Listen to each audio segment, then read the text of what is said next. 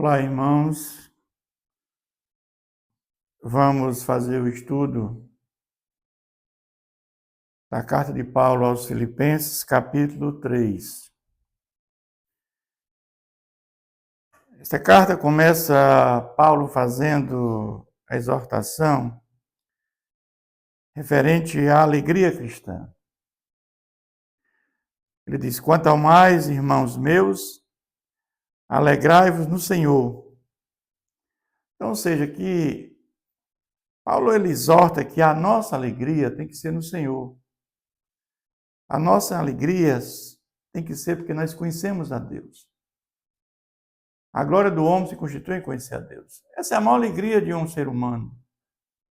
Não tem nada que possa nos trazer mais alegria do que isso. A mim não me desgosta e é segurança para vós outros que eu escreva as mesmas coisas. Ou seja, Paulo diz que não está em problema nenhum em eu vos escrever aquilo que eu já escrevi para vocês. Porque Paulo, quando ele implantava uma igreja, ele escrevia cartas no sentido para que a igreja fosse consolidada. Essa é a ideia de Paulo. Por quê? Porque Paulo sabia que quando ele saía daquela localidade onde ele plantou a igreja, vinham falsos mestres, falsos irmãos, que tentavam destruir o trabalho de Paulo, o evangelho que Paulo pregou. Então Paulo vai falar sobre isso agora, dizendo assim: o aviso contra falsos mestres, acautelável dos cães, né? E aqui os cães são aqueles judaizantes, aqueles que entendiam que mesmo com a fé em Jesus, era preciso para a salvação mais alguma coisa. Obras da lei, circuncisão. Então, a fé em Jesus não era o suficiente. Então, essa é a pregação dos judaizantes. E Paulo diz: acautelai-vos dos maus obreiros, acautelai-vos da falsa circuncisão. Porque aquela circuncisão que eles pregavam para a salvação não tinha mais sentido.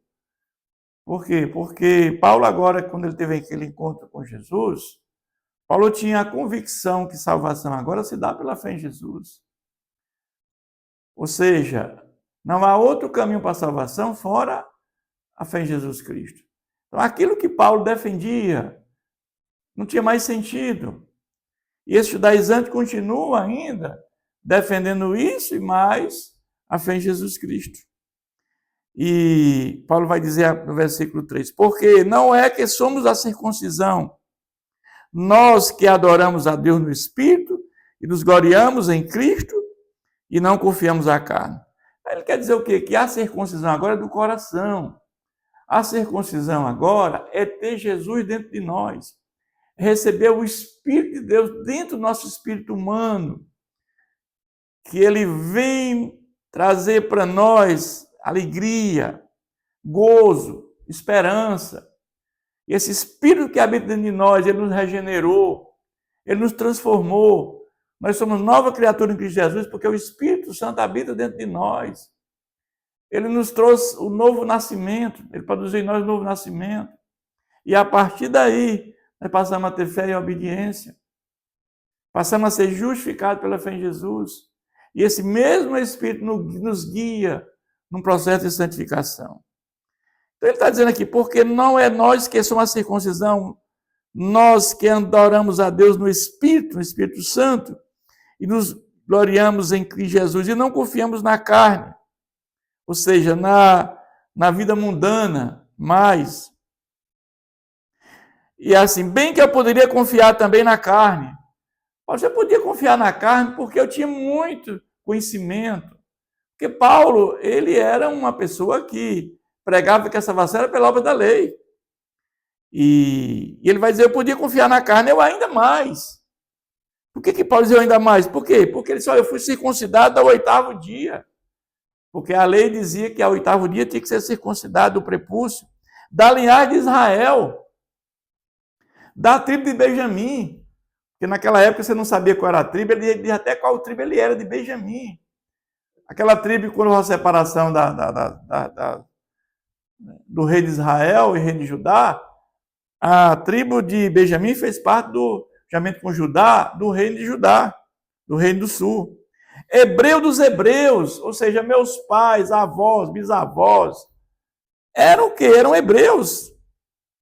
Quanto à lei, era fariseu, era o quê? Era aqueles que tinham maior conhecimento, da maior propriedade da Tanakh. Quanto ao zelo, ele está dizendo, eu era perseguidor da igreja. Ele primava pela lei. Ele perseguia aqueles do evangelho, os seguidores de Cristo. Ou seja, era um fanático.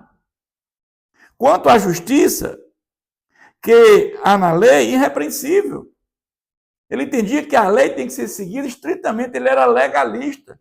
Por isso que ele diz, quanto a mim, ainda mais, confiar na carne. Por tudo isso que ele está aqui citando. Sim, deveras, mas o que por mim era lucro, para mim era lucro, isso considerei perda por causa de Cristo. Tudo isso que Paulo se vangloriava, de ter isso, né? Ele agora, quando ele conhece a Cristo, quando ele tem uma transformação de vida, e eu sempre digo, quando você conhece a Jesus, você não vai mais pelo mesmo caminho. Há uma transformação de vida que Jesus proporciona na vida daquele que o conhece. Ele diz que agora aquilo que ele considerava lucro, agora passa a ser perda por causa de Cristo. Ele se envergonha daquilo que ele fazia. Aquilo que ele fazia não tinha nenhum sentido. Sim, deveras considero tudo como perda, por causa da sublimidade, ou seja, da grandiosidade do conhecimento de Cristo Jesus. Ou seja, quando ele conhece a Cristo Jesus, a grandiosidade de Jesus, meu Senhor, ele vê que aquilo tudo é perda, não tem mais sentido na vida dele. Por amor do qual perdi todas as coisas, e as considero como um refúgio para ganhar a Cristo. Então, aquilo tudo que ele tinha como prazer, agora para ele é refúgio. E o fato é que ele sente tristeza por aquilo que ele fez no passado. Ele vai dizer agora, e ser achado nele, não tenho justiça própria, que precede de lei, senão a que mediante a fé. É que ele está aqui falando a questão da salvação pelas obras. Mais uma vez, ele vai dizer que a salvação se dá pela fé em Cristo Jesus. Que as obras da lei não levam ninguém à salvação. Por quê? Porque ninguém consegue cumprir a lei. A lei tem 613 mandamentos. Se você deixar de descumprir um mandamento, você não cumpre a lei. Então era impossível você ser salvo pela obra da lei. E Paulo agora tem esse entendimento. Paulo, quando conhece a Cristo, ele tem plena convicção agora que você precisa reconhecer que é pecador, se arrepender dos seus pecados e confessar Jesus como seu Salvador. Esse é o caminho para a salvação. Não há outro caminho fora este. Ele diz, para o conhecer e o poder da sua ressurreição e a comunhão dos seus sofrimentos, conformando-me com ele na sua morte. Paulo aqui está falando da questão da ressurreição de Cristo e da comunhão dos seus sofrimentos. E Paulo não se importa também em sofrer, como o próprio Jesus sofreu. Mas ele tem o que interessa para Paulo é que um dia ele também tem esse mesmo sentimento, que um dia vai ressuscitar num corpo glorificado. Porque nós sabemos que nós só somos salvos da presença do pecado num corpo glorificado. Enquanto nós estivermos aqui neste mundo, nós estamos sendo salvos do poder do pecado, num processo de santificação. É isso que Paulo está aqui levantando. Mas ele vai dizer agora que, irmãos, quanto a mim, não julgo haver alcançado, mas uma coisa faço, esquecendo-me das coisas que para trás ficam e avançando para que diante de mim estão. Ou seja, Paulo tinha um alvo era Cristo. Ele vai dizer, não, quanto a mim, não julgo ainda alcançado. Esse alcançado aqui é a perfeição. Porque a perfeição nós vamos alcançar na glorificação. Ninguém vai alcançar a perfeição enquanto estiver aqui neste mundo. Quando nós olhamos para Paulo, Paulo é uma referência para todos nós. O que esse homem fez? Esse homem deixou toda a sua vida para viver uma vida para Cristo. Deixou tudo, sofreu pelo Evangelho de Cristo. Então a gente entende que Paulo chega quase à perfeição, mas ele não chegou à perfeição porque não dá para esse mundo chegar na perfeição, somente na glorificação. Mas ele diz, mas prossigo para conquistar aquilo que eu também fui conquistado por Cristo Jesus. Ou seja, quando ele teve aquele encontro com Deus, com o próprio Jesus, a sua vida mudou, foi transformada pelo bem transformador de Jesus. E, irmãos, quanto a mim, não julgo havê-lo alcançado. Ele repete aqui mais uma vez. Mas uma coisa faço, esquecendo das coisas que para trás, avançando para as que diante de mim estão. Prossigo para o alvo, para o prêmio da soberana vocação de Deus em Cristo Jesus. Prossigo para o alvo é Cristo. O alvo é Cristo. E o prêmio da soberana vocação de Deus em Cristo Jesus. E aqui Paulo está levantando o prêmio, é a vida eterna. É um dia estar com ele por toda a eternidade. Esse é o maior desafio de todos nós. É um dia estar com Jesus por toda a eternidade. Esse é o prêmio da soberana vocação de Deus em Cristo Jesus. Todos nós que somos perfeitos, tenhamos esse sentimento. Se porventura pensais de outro modo, também isto Deus vos esclarecerá. É que é interessante, porque Paulo diz que ele não atingiu a perfeição. Agora Paulo diz no versículo 19, todos, pois, que somos perfeitos. Paulo está levantando um questionamento daqueles que estão dentro da igreja, que se consideram perfeitos. Paulo aqui, de certa forma, está fazendo aqui uma consideração, dizendo, tenhamos esse sentimento, se porventura pensar de outra maneira, de outro modo. Ou seja, vocês que pensam ser perfeitos, pensem igual a mim. Não é que Paulo aqui tenha querido dizer que ele é perfeito, não, porque já tinha dito que ele não atingiu a perfeição ainda. São esses que diz perfeito, ele diz, nós perfeitos, se inclui, mas de certa forma, ele quer mostrar para esses que estão lá se titulando perfeito, que não são. E que eles olhem para aquilo que Paulo falou, que ele está em busca da perfeição ainda. É isso que ele quer dizer. Temos esse sentimento. Se porventura pensar de outro modo, também isto Deus vos esclarecerá.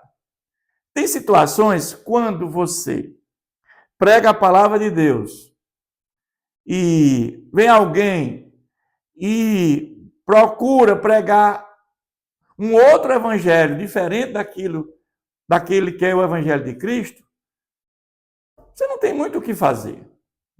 Porque somente Deus vos esclarecerá. Então, esse tipo de gente, esse tipo de pessoas que pregam o evangelho contrariando aquele de Cristo, eles têm que ser extirpados dentro da igreja. É isso que Paulo fazia quando esses judaizantes ou esses libertinos tentavam pregar um evangelho diferente daquele que Paulo pregava. Paulo fazia o possível para que eles saíssem dentro daquela igreja. Essa era a ideia. Mas agora nós vamos ver que ele vai dizer, todos, pois, todavia andemos de acordo com o que já alcançamos. E aqui é muito interessante que Paulo, ele agora vai dizer que nós devemos andar daquilo que alcançamos. Evidentemente que alguns aprendem muito mais rápido o evangelho da palavra de Deus, outros aprendem com mais dificuldade. Você, às vezes tem pessoas que passam um ano dentro de uma igreja, de repente tem um bom conhecimento da palavra, outros passam 10 anos e não têm. Mas aqui a ideia é você andar de acordo com o que já alcançou. Evidentemente que tem que haver um esforço também, pessoal. Porque tem muitos que acham que o fato de somente ir à igreja muitas vezes vão esporadicamente à igreja, ouvir a pregação do pastor, e em casa não fazem nada, não abrem a Bíblia, não fazem leitura bíblica, não fazem uma oração. Como vão ter crescimento espiritual se a prática de vida é totalmente contrária àquilo que Deus requer de nós? Mas ele diz, andemos de acordo com o que alcançamos. Mas aqui tem que ter um esforço humano para que também possamos crescer espiritualmente. Ele vai falar agora dos inimigos da cruz de Cristo. Irmãos, sede imitadores meus e observai os que andam segundo o modelo que tendes em nós. Aqui não é que Paulo esteja se orgulhando, mas Paulo ele era um exemplo, Paulo era paradigma para todos. Porque enquanto esses inimigos de Cristo, esses libertinos, estavam realmente, não tinham temor ao Senhor e pregavam um evangelho de Cristo com muita liberalidade, então ele está dizendo, observai o que andam segundo o modelo que tendes em nós. Paulo ali podia dizer que ele era modelo mesmo para todos. O que Paulo, a prática de vida de Paulo era realmente de acordo com a palavra de Deus. Pois muitos andam entre nós, dos quais repetidas vezes eu vos dizia, e agora vos digo, até chorando, que são inimigos da cruz de Cristo. Então, esses que estão aqui dentro da igreja, esses libertinos, era como se fossem inimigos da cruz de Cristo. Por quê? Porque eles, na realidade, eles não temiam ao Senhor e pregavam o evangelho com muita liberdade. E muitas vezes esse evangelho contrariava o evangelho que Paulo pregava. O destino deles é a perdição. O Deus dele é o ventre. E a glória deles está na sua infâmia. Visto que só se preocupam com as coisas terrenas. Ou seja, esses libertinos que estão dentro da igreja, o destino deles é a perdição. Paulo aqui está no sentido que quando Jesus voltar pela segunda vez, nós vamos ter a ressurreição de todos os mortos. Os que tiverem morrido em Cristo, eles subirão num corpo glorificado. E os que estiverem vivos, num corpo transformado. Mas os que tiverem morrido sem Cristo, ninguém sabe, claramente a Bíblia não fala como esse corpo, serão lançados no lago de fogo, que é a segunda morte. E a eternidade sem Cristo. E então Paulo está falando aqui, não é eternidade sem Cristo, que é a perdição. Ou aqueles que estiverem vivos quando Cristo voltar, serão também lançados no lago de fogo, que é a segunda morte. E essa perdição é uma eternidade toda sem Cristo. O Deus dele é o ventre, né? É todo o corpo, né? Servindo, profanando o nome de Deus. E a glória deles está na sua infâmia, no seu orgulho, porque se preocupa só com as coisas terrenas, com as coisas deste mundo, só com as coisas deste mundo. Pois a nossa pátria está nos céus, de onde também aguardamos o Salvador. Então, Paulo aqui está dizendo que se preocupem com a pátria de vocês. Nós temos uma cidadania aqui, eu sou brasileiro, mas a nossa cidadania tem que ser no céu. Novo céu e nova terra. Porque novo céu e nova terra é a eternidade. Quando nós morremos, assim que morremos, nós vamos para o lugar intermediário, os que morrem em Cristo, que é o paraíso, é o altar de Deus. E os que morrem sem Cristo já vão para um lugar intermediário chamado de Hades, Sheol, Tártaro, Inferno. Mas é o lugar intermediário ainda. Mas a nossa pátria, a pátria do cristão convertido, daquele que está com o nome escrito no livro da vida, é realmente a eternidade, é o novo céu e a nova terra. De onde também aguardamos o Salvador. Ou seja, quando Cristo voltar, nós temos essa segurança. O Espírito Santo ele nos selou, a nossa garantia, a nossa herança é novo céu e nova terra. Aguardamos o Salvador, o Senhor Jesus Cristo. Ele vai dizer, o qual transformará o nosso corpo de humilhação para ser igual ao corpo da sua glória, segundo a eficácia do poder que ele tem de até subornar a si todas as coisas. É isso que acabamos de falar. Que Jesus vai voltar pela segunda vez, não há dúvida disso. E nessa volta de Jesus, haverá o arrebatamento da igreja e haverá a ressurreição de todos os mortos após a grande tribulação. E neste momento, todos nós estaremos, todos os salvos, em glória. Eis que ele conclui esse capítulo dizendo: todos estaremos em glória no novo céu e nova terra. E aqueles que viveram sem Cristo, que não aceitaram o evangelho do Senhor Jesus, todos estarão no lago de fogo, que é a segunda morte. É isso que ele fala, concluindo esse capítulo. Que Deus nos abençoe sempre.